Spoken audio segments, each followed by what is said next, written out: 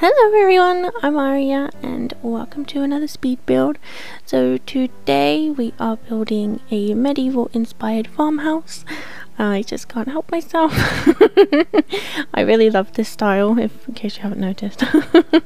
I wanted to do a farmhouse kind of style build anyway, and I thought maybe it would be nice to try and, I don't know, cross the two styles over, I suppose. It's not a typical medieval home in the sense of like off the grid sort of thing. There's still like lights and a working kitchen and things like that, and the bathroom is, I don't think the bathroom's off the grid, but I don't know, maybe if you wanted to check it out and try it out you might find that it is. I don't actually remember. But I know that there is definitely something in here that's not off the grid. But anyway, I wanted to do like a farmhouse sort of thing, and I thought it would be nice just to change it from just like a, you know, traditional typical farmhouse and make it more my style. So once I have finished building the house, you will see that onto the I think it's the left side. I moved the lot around a little bit because there's like spaces and gaps and things that I didn't like, so I think I do move it slightly to the right, and then on the left hand side I have like a little gardening plot which I think looks really cute. So yeah, this build has quite a lot of get together in it, and I had fun with the wall paints on the outside with this one. I kind of tried to make like some nice little patterns and things. I do spend quite a lot of time on the roofing because I don't like it when it doesn't line up, and it took ages to get it to line up. So this section here is like the back sort of deck area. I do later change out that chimney and put in, I think I put an art easel and a woodworking table back there. I didn't have anywhere that had like skill building areas, and I try and put at least one skill building item in every single one of my builds, just so that they're not, you know, Sims aren't sat there bored doing nothing. So I have 3, I think, maybe 4 in this one, which I think is pretty good, so they've got lots to do. I don't think I put a computer in here though. Maybe that was why. Maybe because I try and make it off the grid I didn't put a computer in there. I don't know. We will see. Anyway, so today's shout out is going to be for RuzeReine. She's a really creative simmer, and she's very friendly and really approachable, which I really appreciate. It's always nice when you find someone that you can talk to, and you know, just watching their videos and things just makes you happy. And I feel like whenever I watch any of her videos, I don't know, I'm just happy. But she also streams on Twitch. She's very active on Twitter. And she doesn't just play The Sims, she plays different retro games as well. She's got a whole series on retro games, which is really fun. She has a let's play, a university let's play in The Sims, which is also really really entertaining.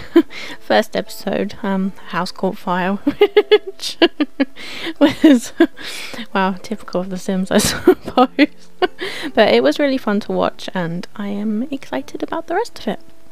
And as for the other videos on her channel, she does a series where she plays retro games, like all those different sort of mini games and things that I used to play when I was a kid that I really enjoyed and didn't realise that I missed, and she goes back and plays all of those, so that's really fun.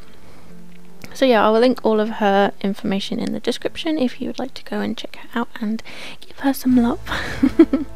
So back to this build. I'm playing around with the wall paint, like I said earlier, trying to create some nice patterns with the different ones that we've been given, and I think it looks interesting. I think it looks really nice. So this big tower that I have here, I do later used the tool mod to create like a windmill sort of thing, as you've probably seen from the thumbnail. I have actually created it like once or twice before, and every time I do things like this I forget to save them to my library, and then when it comes to wanting to recreate them I then have to, you know, build them again. Whereas if I had originally saved it to the gallery, I would have just been able to, you know, download it and place it. So I have done that now. So if I ever want to do anything with a windmill again, I have it already saved, so yay me. Just adding some roof decorations now. I do add these, I don't know what they are, roof trim things. But I do later change them to the good old trusty wooden beams. These gold things kind of looked a little bit too fancy and too modern, and that wasn't really the style that I was going for, so we do change them out. And this is the deck from the front. Yep. I kind of, when I was building this, I didn't really know what I was doing. I had like a basic idea, and I don't even think I had a shape. I just had a basic idea of what I wanted to do, and it was a cross between either a windmill or a water wheel, and the windmill won. So I spend quite a lot of time trying to figure out windows and things, which no surprise there really. I think I use a couple from the base game in the end, as well as these ones from Get Together. I do try some from I think it's Jungle Adventure, the one that you'll see in a minute. They're like big open ones that kind of look like archways. I try those, but they're just too big, and I don't know, I just didn't like them. So this section at the back is actually inspired by a picture I found on Pinterest. Again, no surprise there. But it didn't really work how I originally wanted it to, which is a shame, because I thought it was a really nice kind of feature. I think it was meant to be like a blacksmith sort of area. Yeah, and it just didn't work. I probably should have moved it to a bigger lot. So I built this in Glimmerbrook. I probably should have built it on the I don't remember what it's called, the larger lot that we have, and would have had loads more space, but instead I just thought, nope, I'm going to build it on this one, and then I don't know. And then was too lazy to change it, because I was like, oh, I can't be bothered to then, you know, save it and then move and then like re-download it. I'll just carry on with what I'm doing. So yeah, these are, I think these are base game windows, but I thought they kind of looked, the wood swatch, sorry, matched, which is a first. So but yeah, no, I say that's a first. It's not. Some of the wood swatches do match, and I'm very appreciative of that. I like the fact that we can match multiple things from different packs and use them together, and they look really good. So yeah. I do kind of swap about a little bit, changing bits and pieces here and there, but I think this is generally the final build that we go with, I think. So I'm just creating the windmill now. I use the tool mod just to change the angles of these dividers from Discovery University, I think. And yeah, I think it looks really good in the end. I do change the angles of them again just slightly. I think they're all at about 45 degrees from each other, I believe. I'm not sure, I don't remember, because I've changed them so often.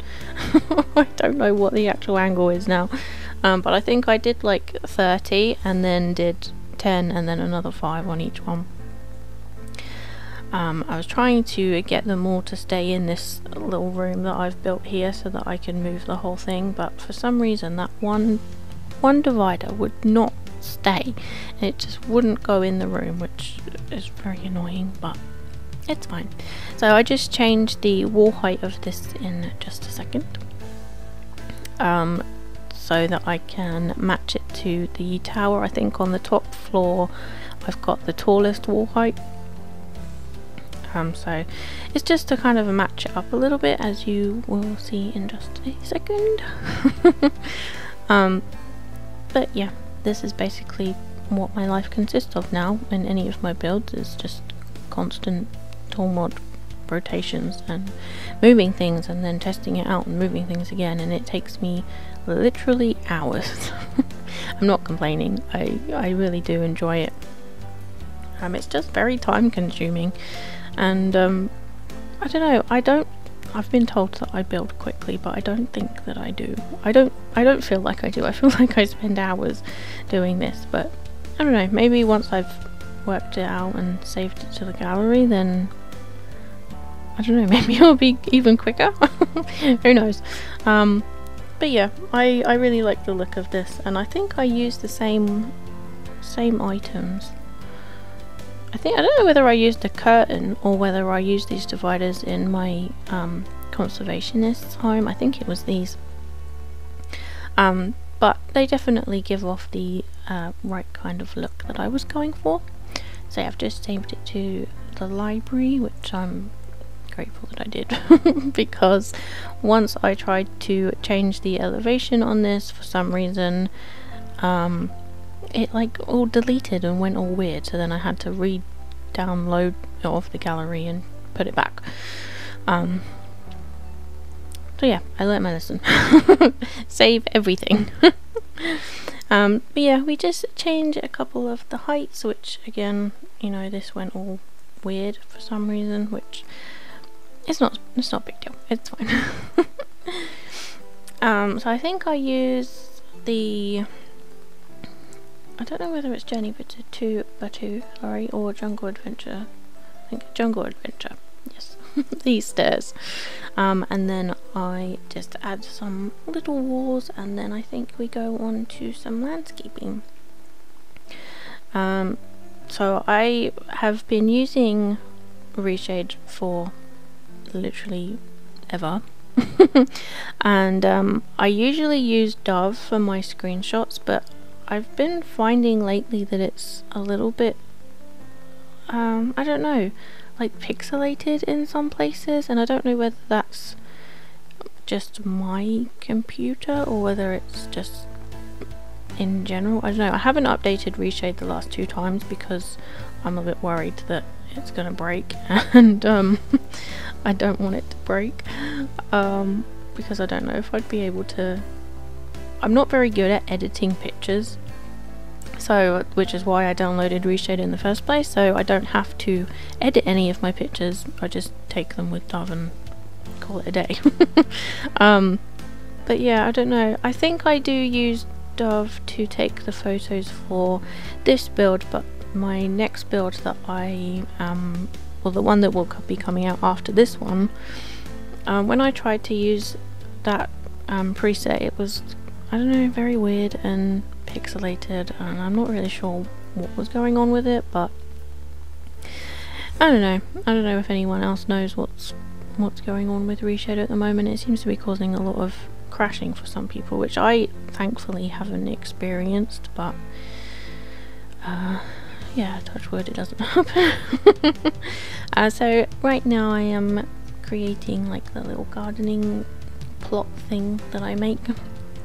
I think I put some apple trees and some carrots, peppers, grapes, and I think it's spinach. I think I put spinach in there. Yeah. So this fence here, this debug fence and gate and everything out the front, is probably one of my favourite ones to use, and thankfully it pretty much has no footprint. I think there's like one kind of quarter square right in the middle, but most of the time my Sims just walk straight through it, so I'm very happy about that. So I do quite a lot of landscaping in this. I kind of, sometimes I swap between marking out the garden beds and then blending in like the terrain tools afterwards, and then other times I just kind of shove all of the plants down and then fill it in after. I don't really know which one is easier or which one's better, but I think it depends on whether I use terrain paint elsewhere in the build. Like if I do things like this where I've made like a whole garden bed and a path and everything, whereas sometimes I literally just use it as a shadow. But you know, I think it depends on the different types of build too. So these plants, most of them I use base game debug plants, and for some reason they either have no footprint or they have a huge footprint, which I don't really understand, but anyway. So these ones tend to sit on the top of the foundation level, and so you either have to pull the whole house down to the ground and then raise the foundation after you've placed all of the landscaping, or you cheat and do what I do and leave them all up in the air and then right at the end use the tool mod to lower them all down. So yeah, I'm just placing some of these like fruits and vegetables and things in here. My tester sim has got maxed out skills of everything, so I just had him go in and plant all of these a little bit later. I wanted to include washing in this somehow, but I didn't think it was really appropriate to put a washing machine in. So we just put in this little wash tub. I don't remember if I swapped out that clothesline for the actual functional one in the end, but that was my intention. So if you download it and find that one still there, I'm very sorry, it was meant to be the functional one. I just wanted the one with clothes on for the screenshot, but I didn't want it to be dripping wet. Which I found that I don't know whether it's just my sims, maybe if I turn autonomy off they might leave it alone, but once they've washed their clothes and put them on the line, they then, once they're dry, they then like take them back down straight away and don't really leave them long enough for me to then get the screenshots. Anyway, we are coming up to the end now. I just add some little grass bits and pieces here and there to, I don't know, kind of just add some more detail. I've included some screenshots of the interior for you if you would like. It's on the gallery. If you would like to download it, please make sure bb.moveobjects is on before you place it, otherwise my lovely windmill may go missing. But yeah, I hope you have enjoyed. Let me know what you think, and I will see you all next time. Bye everyone!